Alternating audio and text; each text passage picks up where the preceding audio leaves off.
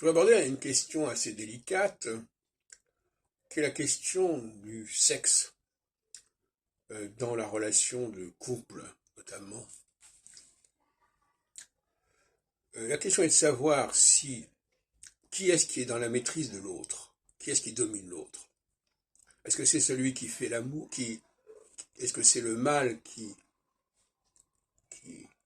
maîtrise la femme, qui domine la femme, ou est-ce que c'est la femme qui profite du besoin du mâle de s'exciter sexuellement? C'est une question délicate. Et parfois on se trompe, quelque part. Celui qui domine est en fin de compte souvent dominé, et inversement. Celui qui accepte que l'autre fasse certaines choses prend aussi de l'ascendance sur l'autre, en justement lui permettant de se défouler sur tel et tel plan. Donc les choses ne sont pas si simples.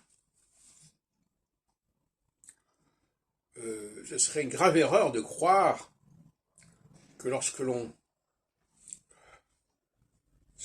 s'épanouit, entre guillemets, quand on se défonce dans un certain domaine, quand on se défoule dans un certain domaine, est-ce que ça signifie qu'on est le maître de la situation? C'est pas certain. Et par conséquent,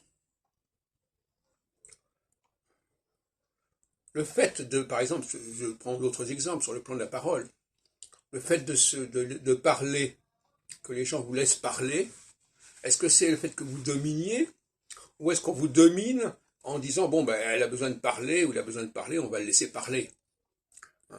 Et on prend de l'ascendant parce qu'on vous laisse parler. Donc c'est valable dans tous les sens. Dans tous les sens du terme, en l'occurrence. Voilà, donc c'est toujours des champs qui sont propres à la psychologie sensorielle. Je vous renvoie à mes travaux à ce sujet.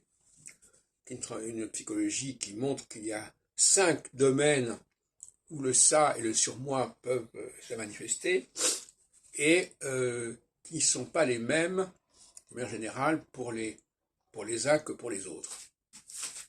Je vous dis ce que je veux dire.